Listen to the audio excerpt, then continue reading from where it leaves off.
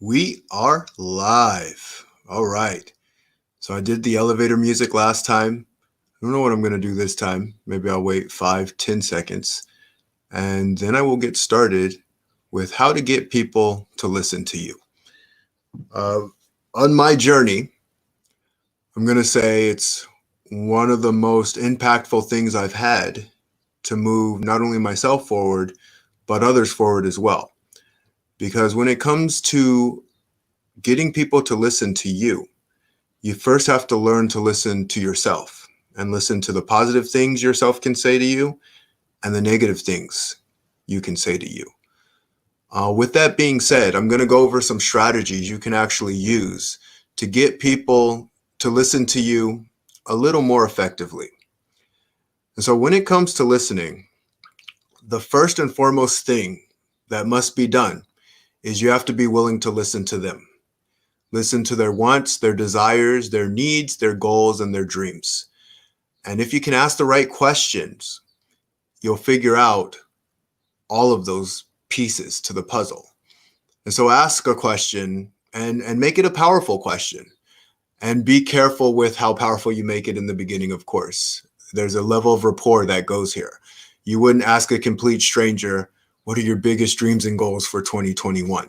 But you can do something very simple, like talk about their family, talk about their occupation, talk about the industry they work in. Keep it very small and simple. And now let's say you're trying to get people to listen to you that you know personally, and they're just not listening to you. Well, first and foremost, figure out what it is they want. Figure out their desires, their goals, and their dreams and their hopes. Because guarantee if what you have to say aligns with where they're trying to go or trying to avoid, because they might be trying to avoid something, they're going to be more inclined to listen to you. And what I mean by that is we have our pains and we have our pleasures. We all have different ones, right? So everyone's pain is going to be different than each individual. Some people might have the pain of abandonment. Some people might have the pain of lack. Some people may have the pain of low income, whatever it may be. Different reasons for different people. And then there's different types of pleasures. And everybody has a different kind of a pleasure. And so when you can figure those two pieces out, what you want to do next is there's two ways you can go about it. You can plant a seed, I call it. And a seed is listening in, understanding what their wants, needs, goals, and dreams are, and then applying what you have to them accomplishing what they're looking to get. And that's just planting a seed. Then there's the other one, which is traumatizing them. And traumatizing, even though it could sound, what's up, Gemma? It can sound like a very negative word, and oftentimes it is a very negative word. Trauma really depends on how you're using it. I'll give a perfect example. If you're holding someone up and you have a bat because you have a bat and you're going to beat them up with the bat, that's traumatizing. They're going to be more inclined to listen to you because you have this bat to hit them with, but that probably won't stand true forever. After that situation is done, they will never listen to you again. And so that's where trauma can play a very negative role, but trauma can also play a very positive role. I remember me and my dad had a conversation. I was much younger at the time, and he told me of a drug experience that he had had.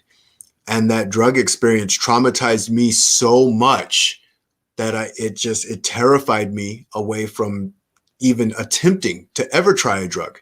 I just thought of that and I held on to it. And I see that as a positive thing for me. And so different things work for different people, and you need to figure out what you're going to do and how you're going to approach that person. But the more you listen, the more you learn about that person, the more you understand that person, what they want to do and what they want to accomplish, then you explain how this thing, this idea or principle that you have can help them accomplish what they're looking to accomplish. And I'm telling you, people will be way more inclined to listen to you.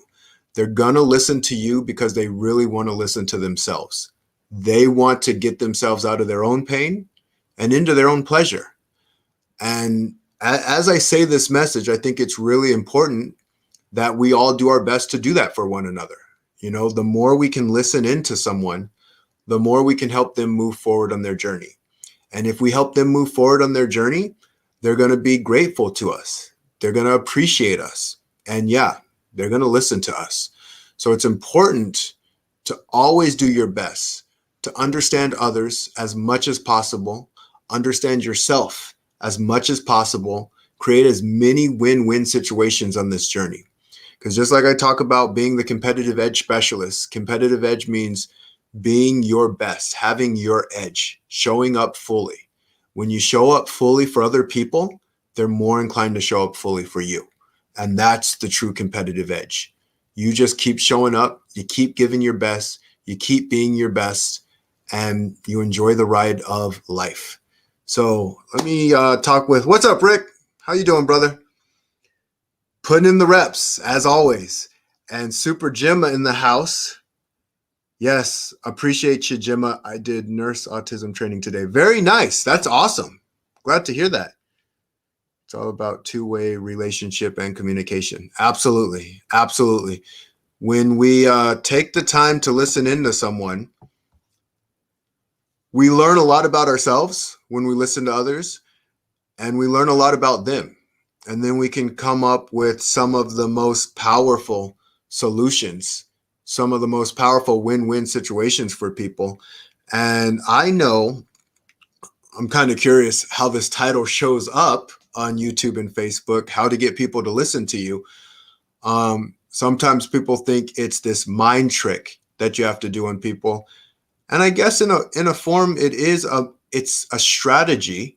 And the strategy is to listen in and take it in non-judgmentally, with curiosity, and seeing how you can help them along their journey.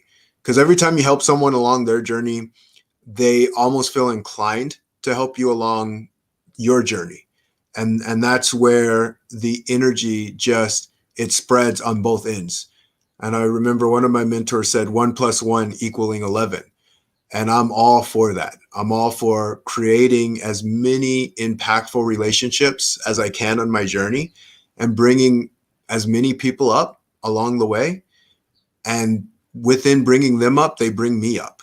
You know, within bringing them up, I'm always putting in my reps, just as Rick was saying, I'm always putting in my reps and doing the best that I can, because when I show up as my best, when I stretch myself, when I challenge myself, I always get stronger than I thought I could. And what's interesting, when you always think you're done, you realize you're kind of just beginning. You're just beginning a new cycle. And I'm just going to keep doing cycle after cycle after cycle, enjoy the journey, and I'm going to keep leading, and I'm going to build leaders, and we're going to lead together. So I appreciate having you on. Teach people who are ready. Yes. Yeah. The other thing, how Gemma just said, you can only teach people when they're ready.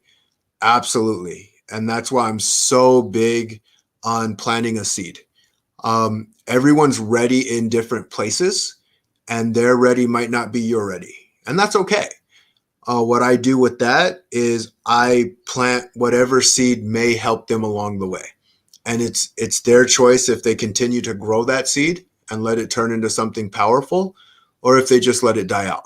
You know, sometimes they're just going to let it die out, and that's on them. They get the choice to do what they're going to do on their journey, and that's perfectly fine. But we keep shining bright. We keep doing what we're doing. We do it with impactfulness, with purpose, with intention. We go forward, and we shine our lights into the people who are accepting of our light and who want to take our light and really shine their light out too. So greatness in every single one of us. What's up, Christy? How you doing? Love the hearty face. Thank you. I appreciate that. Keep being great. Keep being amazing. Keep shining bright. And remember, if you want others to listen to you, make sure you listen to them first and see how you can help them on their journey. You all have an amazing day, and I'll talk to you later.